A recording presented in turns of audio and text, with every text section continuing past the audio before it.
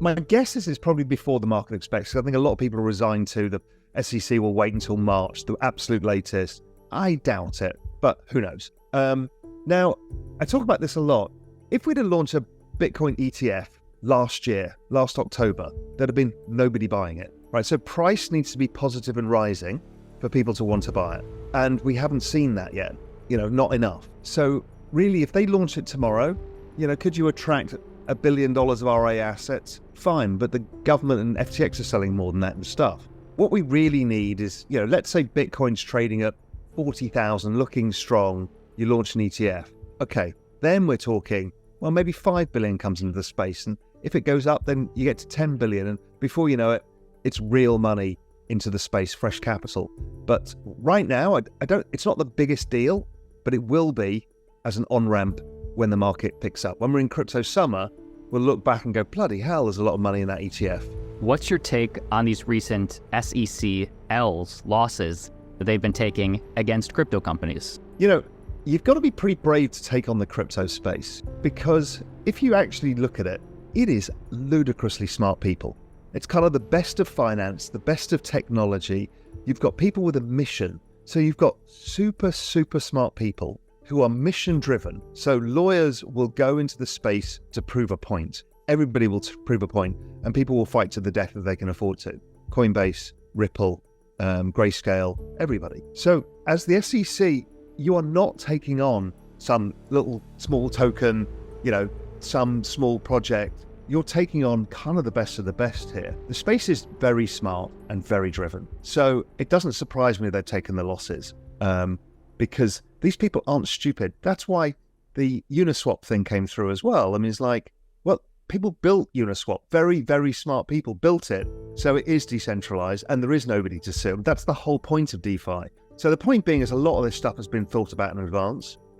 So it makes me very optimistic of how many losses the SEC will take versus wins. They get wins against people who don't want to fight, like Kraken. They just don't have the money to fight them. But Coinbase is just going to fight them to the death. And that's what Brad Garlinghouse did too. And good on these people, because somebody had to prove it through the courts and not via coercion. We've got very little liquidity coming into the crypto market or the traditional markets. We've got the central bank still tightening, so there's just less money around. So even you've seen that the positive narratives, and there's been a lot of positive news in crypto, hasn't really driven price. Because the other thing is, we're not bringing many new people in yet, and there's a lot of supply on the market from, Mt. Gox, government stuff, FTX, and that just weighs on the market when there's no new people coming in. We're seeing it in traditional markets as well. There's just not a lot going on. It's kind of very summer feeling about it, drifting around, not that many people participating. You can see it on Twitter, you can see it in other places. Just engagement in the space is pretty low, but people have forgotten the space is up 50 to 100% this year. It's very quick to forget in crypto. Unless it's up 300%, we don't care. So you have to take it, crypto is still the best performing asset class in the world this year, but we kind of feel miserable about it because it's gone sideways or down since April, let's say. So overall, my view is that the central bank is likely to start to see inflation falling and unemployment rising and economic growth slowing or staying slow. And so that means for the back end of the year, the more likely outcome is they stop raising rates. Okay, that's plus point number one. B, if the bond yields keep rising as they've been doing, they'll probably stop quantitative tightening at some point. That'll be a plus number two. And then if inflation starts falling below 2%, which I think it will do towards the end of the year, they'll cut rates as well. So that's plus point number three. So that shifts the kind of liquidity cycle as it brings us into 2024. Now, 2024 is not only will we see, so all of my forward-looking stuff about inflation and unemployment, rents, those kind of things, they should continue to come lower. So that means the central bank now has the excuse to cut because they need to refinance all of this debt that they've got. And there's trillions of this stuff, and they can't refinance it at 5.5%. It's mathematically impossible almost. So really what I think they're trying to do is make it so they overshoot to the downside, so then they can cut and do the necessary things. Also, 2024 is an interesting year because it's an election year. So we tend to get more stimulus, whether it's government handing out money. There tends to be more money around to bribe voters. So I'm very positive on the last quarter of this year. I think it'll be volatile, let's say until October, and then we should have a good run going through.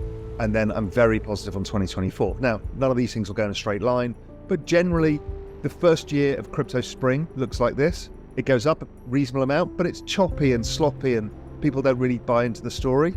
Then the next year of crypto is when spring turns into summer. We tend to have a good year, not ridiculous year, but a good year. And then the year after that, we tend to have a ridiculously good year. So that's generally how things have played out. I think that's based on a macro cycle. I think that's how it's going to play out the economy slowing down and inflation coming down. So if the housing market's really slow, rents start coming down. Rents are like 70% of core CPI. I mean, this is huge weights. So nobody's going to be able to jack up rents, particularly if they start having to cut interest rates at some point. So mortgage payments come down, and that takes a while to feed through. There's about an 18-month lag of this stuff. So as you said, as housing slows down, it means the economy's slow, which means more stimulus. All they want to see is the magic number of CPI going below 2%. Because they also know the forward-looking indicators. They're not stupid. There's like 1,000 PhDs at the Fed. They know it's not like, oh, that surprised us. So therefore you have to ask yourself, why are they doing this? Why are they so late raising rates when everybody knows we're pretty much in a recession or around a recession and things have been slow? It's therefore because they want it. And we have to ask ourselves why. And it's because I think they want the excuse to be able to cut much further, much faster than the market expects. We saw so much good news in crypto probably a month, 6 weeks ago, all in the same, around the same time. Ripple winning against the SEC in most part, BlackRock filing for that spot Bitcoin ETF application. So to me, it made sense why we dipped a little after that. It was sort of euphoria, so much coverage in the news.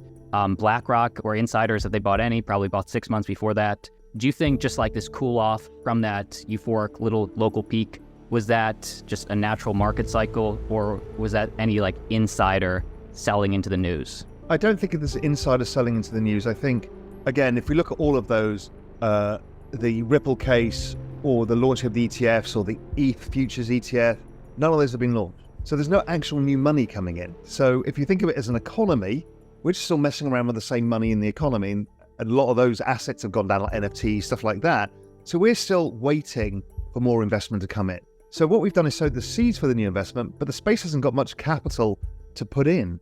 Everyone's kind of fully invested in the space. We kind of know the story. Yes, a bunch of people have stable coins and are sitting on cash, but generally speaking, we need new investors, and none of that's happened yet. So then if we step back and say, well, who's the seller? And we know that the government have been selling the Mt. Gox stuff. We know that the FTX stuff has to come onto market. So really, it's a supply issue right now. It's a promise of future demand, but we haven't got it. So the market has to deal with all this supply.